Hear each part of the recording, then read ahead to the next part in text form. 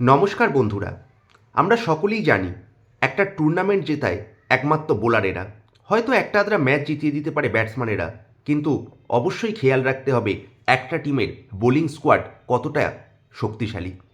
কেন বলছি বলুন তো এই কথাটা? আজকের ভিডিওয়ে আমি আলোচনা করব আইপিএলে আমাদের সকলের প্রিয় টিম কলকাতা নাইট রাইডার্সের বোলিং ইউনিট নিয়ে। মানে একটা দুর্ধর্ষ অকশান তো হয়েছে, আমরা সকলেই জানি। আর সেই অকশান টেবিলে কেকেআর মানে কলকাতা নাইট রাইডার্সের বোলিং লাইন আপের সেট আপটা একবার ভাবতে পারছেন? পুরো আগুন আগুন। এই বোলিংয়ের সামনে কিন্তু যে কোনো ব্যাটিং টিম কিন্তু খুব চাপে পড়ে যাবে। মানে ক্রিজে নামার আগেই কিন্তু ভয় পাবে যে কেকেআরের ব্যাটসম্যানদের, কেকেআরের বোলাররা কতটা শক্তিশালী সেটা কিন্তু আবারও প্রমাণ করে দেবে সমস্ত বোলারেরা। কারণ কলকাতা নাইট রাইডার্স গতবারে যে ভুলটা করেছিল, এইবারে কিন্তু সেই ভুলটা একেবারেই করেনি। প্রথম দিক থেকেই আমরা জানি অনেকটা অ্যামাউন্ট ছিল, কিন্তু তবুও একটা ভয় ছিল যে কোনো ভুলভাল প্লেয়ারের পিছনে কেকেআর টাকাটা তো ওয়েস্ট করবে না। কিন্তু একদমই হয়নি। কেকেআর কিন্তু নিজের বোলিং ইউনিটটাকে যথেষ্ট বললেও ভুল হবে, মানে অত্যন্ত অত্যন্ত স্ট্রং করে নিয়েছে।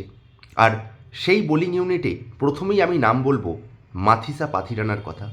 কারণ যখনই ক্যামেরন গ্রিনকে 25.2 কোটি টাকায় পেয়ে গেছে, তখন এটা মোটামুটি কনফার্ম ছিল যে মাথিসা পাথিরানা এই বছর কেকেআরের হয়ে খেলবে। কারণ অনেক দিন আগে থেকেই কিন্তু কেকেআর টার্গেট করেছিল মাথিসা পাথিরানাকে। 18 কোটি টাকা দামটা অনেকটা মনে হলেও এই বেবি মালিঙ্গা, শ্রীলঙ্কার যে ট্রাম্প কার্ড, সেই ট্রাম্প কার্ড কিন্তু ইডেনের পিচে তার যে মোক্ষম অস্ত্র ইয়ার্কার, সেটা দিয়ে কিন্তু যে কোনো সময় বিপক্ষকে চাপে ফেলতে পারবে। আর বাই চান্স যদি পাথিরানা চোটের জন্য কয়েকটা ম্যাচ নাও খেলতে পারে, তার জন্য অবশ্যই ব্যাকআপ থাকছে বাংলাদেশের মুস্তাফিজুর রহমান। মানে আমি আগেও ভিডিওতে আলোচনা করেছি, মানে এইবারের আইপিএলে যে দুইজন সবথেকে most important and most effective death bowler, সেই দুইজন ডেথ বোলারকে কিন্তু কেকেআর নিয়ে নিয়েছে, মাথিসা পাথিরানা আর মুস্তাফিজুর রহমান। মানে যে ভুলটা কলকাতা করেছিল গতবার আনরিচ নার্চে এবং স্পেন্সার জনসনের মতো প্লেয়ারকে নিয়ে, এবারে কিন্তু একদম সুপার সুপার অকশান করেছে দুজনকে কিনে। 18 কোটি এবং 9.2 কোটি টাকায় যথাক্রমে পাথিরানা এবং কিনে নিয়েছে মুস্তাফিজুর রহমানকে। সঙ্গে কয়েকটা মানে স্টিল বাই বলবো, যেমন আকাশদ্বীপ লাস্টে 1 কোটি টাকায় তুলে নিল। আর সঙ্গে অবশ্যই আছে আপনার হার্ষিত রানা, বৈভব অরোরা এবং উমরান মালিক। ভুললে চলবে না কার্তিক ত্যাগীর কথাও।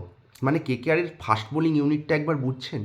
মাথিসা পাথিরানা, মুস্তাফিজুর রহমান, হার্ষিত রানা, বৈভব অরোরা, উমরান মালিক, আকাশদ্বীপ এবং সঙ্গে কার্তিক ত্যাগী।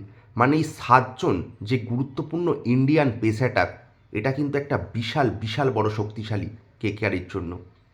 মানে ব্যাংক বলা যেতে পারে। হার্ষিত রানা কিন্তু যথেষ্ট ইমপ্রুভ করেছে এবং এখন তো ইন্টারন্যাশনাল টিমের রেগুলার মেম্বার। টি-20 ক্রিকেটে কিন্তু অত্যন্ত গুরুত্বপূর্ণ। সঙ্গে বৈভব অরোরার সুইং আর আকাশদ্বীপ কতটা এফেক্টিভ হতে পারে সেটা কিন্তু আমরা জানি। ইডেনের পিচ নখদর্পণে আকাশদ্বীপের। সঙ্গে সঙ্গে কার্তিক ত্যাগীর মতো একজন উদীয়মান তারকা চাইবে প্রমাণ করতে কেকেআরের হয়ে যেন সিজনটা ভালো যায়। আর ফাস্ট বোলার ফরেনদের কথা তো অবশ্যই বললাম। তো ব্যাটসম্যানেরা কী ভাববে? ফাস্ট বোলিংটাকে একটু দেখে খেলে দিই, স্পিনটাকে অ্যাটাক করব। মানে মোস্ট প্রবাবলি টুর্নামেন্টের সেরা স্পিন অ্যাটাকটাও কলকাতার। আমি শুধু দুজনেরই নাম বলবো, আপনারা সকলেই জানেন।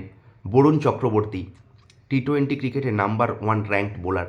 সঙ্গে মানে কি বলবো, পোর খাওয়া অত্যন্ত এক্সপেরিয়েন্সড সুনীল নারিন। এই দুটো নামটাই এনাফ। মানে কলকাতা বিগত কয়েক বছর ধরে এই 8টা ওভারের ওপর একটা মানে কি বলবো, সেই ব্যাংকের লকার যেমন হয় না, এই রকম হয়ে যায়।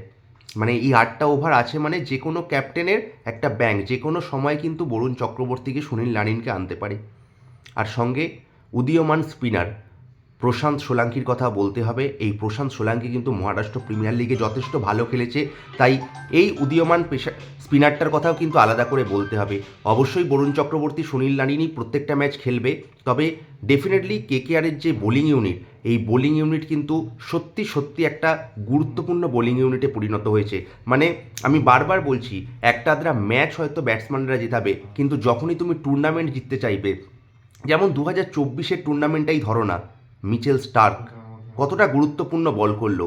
মানে একটা বোলার সবসময় ইম্পর্টেন্ট হয়ে যায়, বোলিং ইউনিটটা খুব ইম্পর্টেন্ট হয়ে যায়, আর সেখানেই কিন্তু কেকেআর কিন্তু বাজিমাত করেছে। তাই এই বছর আমার মনে হয় কলকাতা অকশান টেবিলে খুব সুন্দর বাই করেছে, আগেও বলেছি। সঙ্গে তো বললে ভুল হবে যে ক্যামেরন গ্রিনের কথাটা আমরা কি করে ভুলছি। ক্যামেরন গ্রিন কিন্তু অ্যাজ এ ব্যাটসম্যান মানে অকশান টেবিলে নাম লেখালেও কিন্তু ক্যামেরন গ্রিন বলেই দিয়েছে যে বল হাতেও কিন্তু অ্যাভেলেবেল আছে। তাই আন্দ্রে রাসেলের জায়গায় এই অলরাউন্ডারটা কিন্তু খুব গুরুত্বপূর্ণ। বল হাতেও যথেষ্ট কারিগরি কিন্তু এই ক্যামেরন গ্রিন। তার মানে বুঝতে পারছো তো লাইন আপটা কীরকম। রচিন রবীন্দ্রর মতো পার্ট টাইম স্পিনারও রয়েছে, মানে সর্বগুণ সম্পন্ন টিম। অন্য কোনো ভিডিওতে নয় ব্যাটিং নিয়ে আলোচনা করব, কিন্তু আজকের ভিডিওটা টোটালি ছিল বোলিংয়ের ওপর, কলকাতার যে বোলিং ইউনিট। আপনাদের কি মনে হয়?